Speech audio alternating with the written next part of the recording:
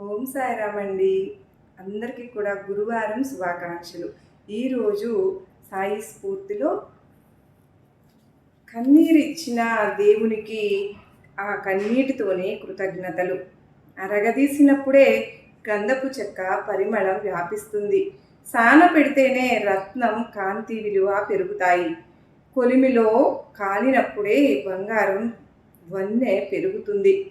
అలాగే కష్టాల కొలిమిలో కాలి కన్నీరు కార్చితే మనిషి పునీతుడవుతాడు.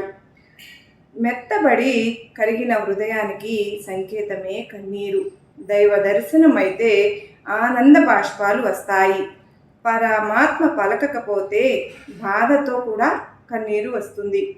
దైవం కరుణించారు అన్న ఆనందంతో మనసు కరిగి నీరై కళ్ళ వెంట పరుగు తీస్తుంది.